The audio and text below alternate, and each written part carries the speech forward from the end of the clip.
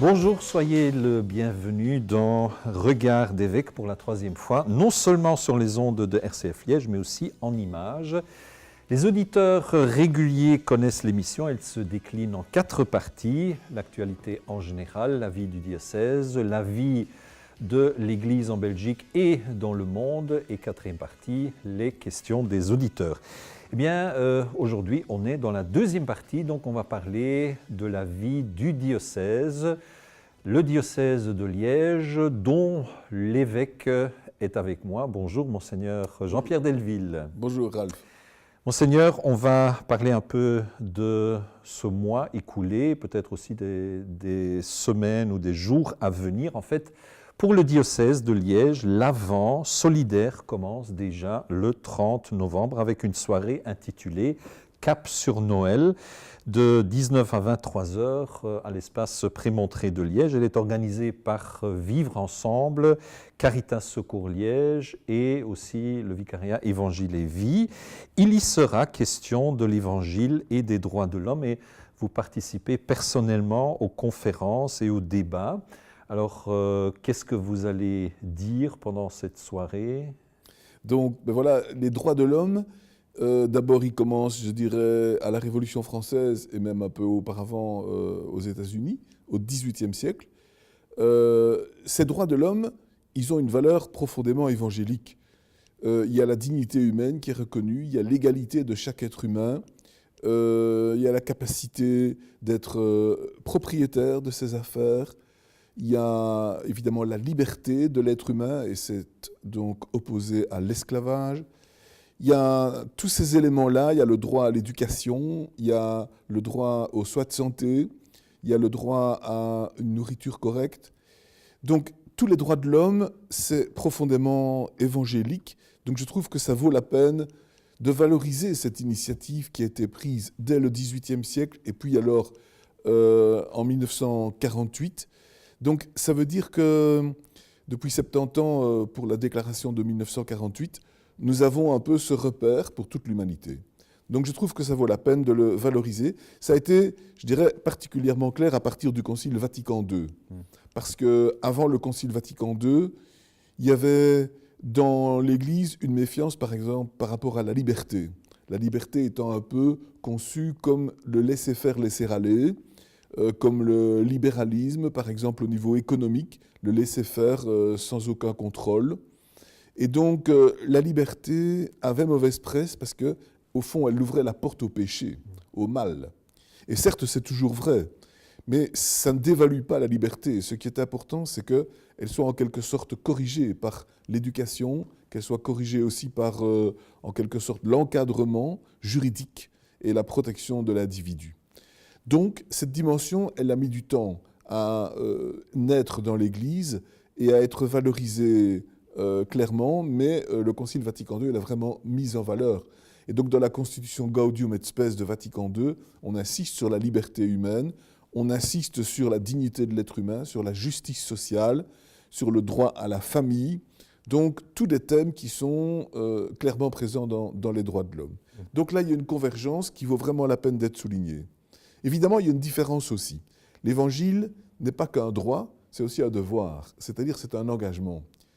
Donc, dans l'Évangile, il y a une grâce qui est reçue pour vivre un engagement. Quand Jésus dit « heureux les pauvres », ce n'est pas simplement un droit, c'est aussi un engagement parce qu'on reçoit une grâce. Jésus accueille le pauvre, il soigne celui qui est malade, c'est une grâce. Et par le fait même, il lui donne une force dans la vie pour combattre et être quelqu'un de, je dirais, droit, quelqu'un qui a une vie correcte, quelqu'un qui a une vie juste. Ce qui fait que donc l'Évangile, ce n'est pas simplement un droit, c'est une grâce de Dieu qui nous donne une force pour vivre.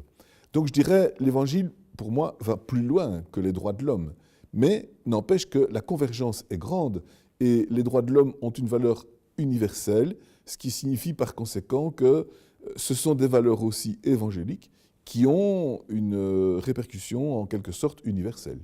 On peut peut-être souligner aussi que donc cette année, cet anniversaire des droits de l'homme est vraiment au centre aussi de la campagne de l'Avent de Vivre Ensemble. Bien sûr, donc c'est ça, cette année-ci on s'est dit que pour la campagne de l'Avent qui assiste sur la justice sociale dans notre pays, nous pouvions mettre en valeur les droits de l'homme parce qu'il y a une convergence, parce qu'il y a un anniversaire et parce que ces droits de l'homme nous touchent aussi de tout près. La justice sociale, c'est un concept qui vient de saint Thomas d'Aquin. C'est saint Thomas qui a dit à un moment donné que chaque être humain, s'il était en vie, était donc voulu par Dieu.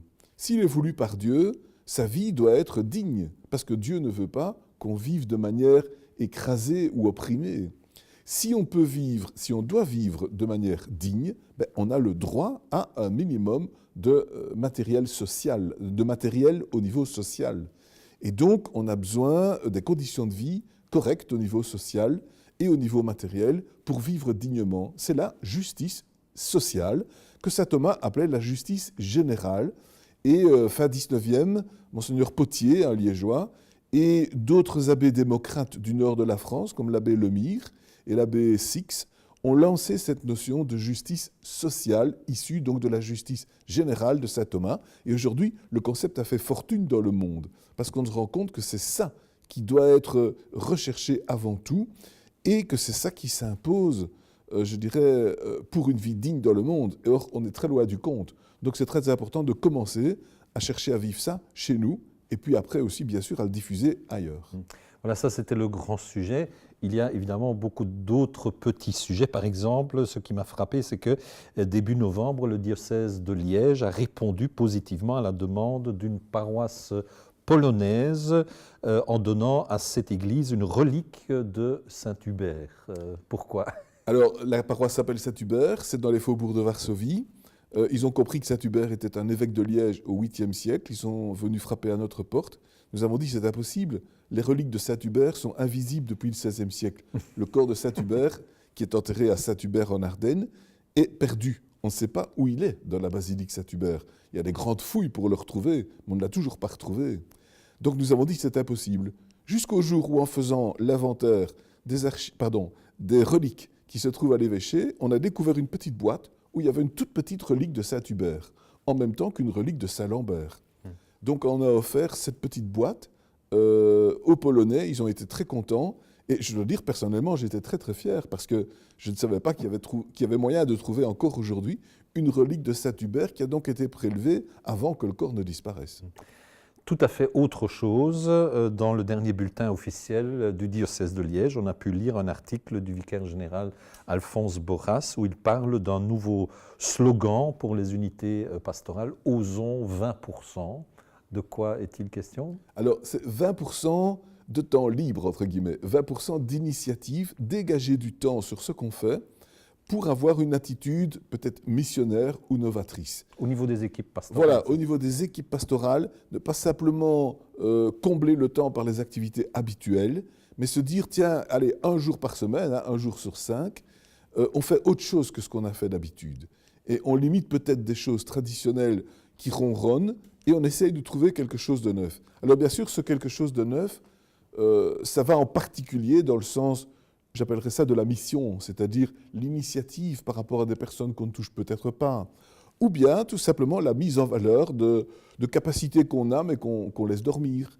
Donc c'est un peu ça, les 20%, c'est trouvons 20% de neuf dans nos activités pastorales. Parlons aussi un peu de publication. Un livre vient de sortir, Histoire de la pensée au pays de Liège, de Bernard Fortom. Pourquoi voulez-vous en parler ?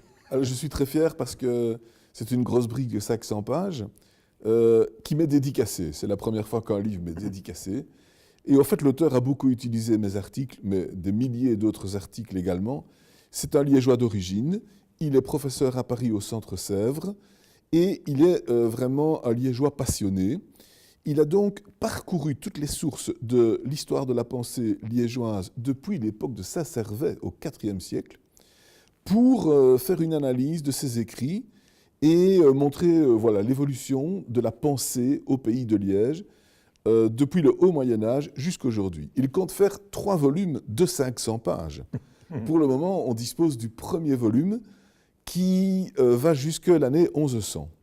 Donc c'est franchement remarquable. Je n'ai jamais vu de ma vie quelqu'un qui maîtrisait aussi bien les sources de la pensée au pays de Liège que Bernard Fortom.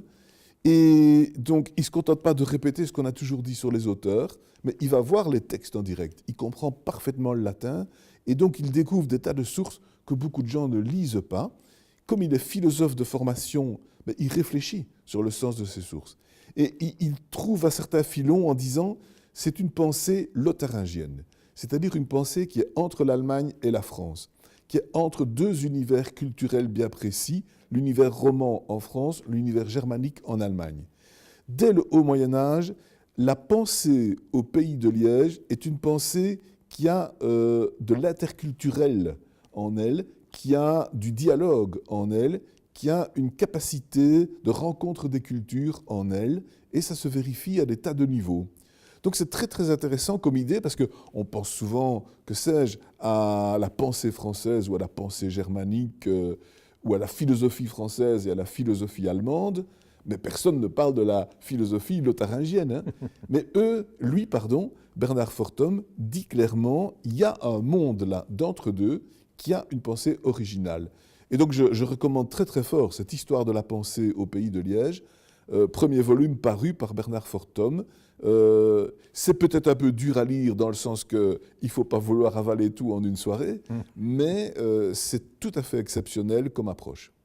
Et puisqu'on est dans les publications, on peut signaler aussi que vous venez de publier un article en chinois. Vous êtes peut-être le premier évêque liégeois qui publie en chinois, mais vous ne l'avez pas écrit en chinois quand même. Non, non, on me l'a traduit. Hein, mais donc je suis très fier. Je viens d'avoir le premier livre en chinois dans lequel j'ai écrit un chapitre.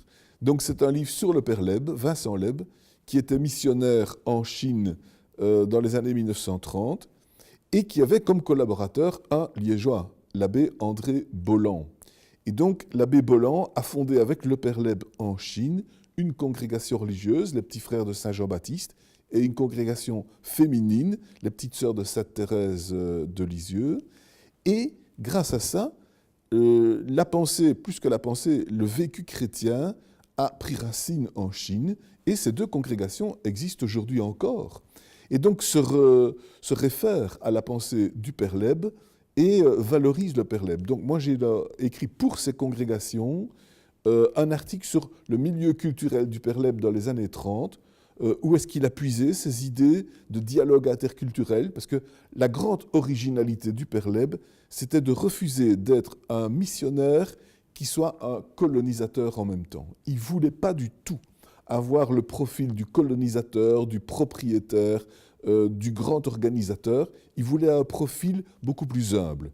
Et donc son idée, c'était de se mettre au service des évêques chinois et ne pas arriver comme une congrégation, comme un îlot avec une maison religieuse au milieu d'une ville, mais au contraire, être au service des évêques chinois. C'est pourquoi il a fondé la Société auxiliaire des missions, SAM en abrégé, qui permet à des prêtres européens de se mettre au service d'évêques chinois. Cette société existe toujours et l'évêque de Liège en est le responsable général. Donc je suis encore le responsable général de la SAM, qui œuvre en Chine mais aussi dans le reste du monde. Et je suis très content d'avoir pu écrire cet article sur le père Leb et encore plus content que le livre soit paru en chinois, puisqu'il est alors destiné au public chinois et aux religieux et religieuses chinois qui travaillent encore aujourd'hui là-bas. Il y a encore beaucoup d'autres sujets qu'on aurait pu aborder, malheureusement. Il ne nous reste plus de temps. Merci, Monseigneur. Merci à vous, chers spectateurs, pour votre intérêt. Je vous rappelle qu'au total, il y a 4 vidéos à regarder pour ce mois de novembre. Vous les trouvez notamment sur Facebook, la page Facebook de RCF évidemment, sur le site du diocèse de Liège et aussi sur YouTube. N'hésitez pas à nous signaler vos réactions, vos suggestions et vos questions. Une seule adresse mail, communication@évêchedeliège.be. Et aussi un numéro de téléphone, le 04 223 15 26. Je répète, 04 223 15 26 pendant les heures de bureau. À bientôt en images ou sur les ondes de RCF Liège.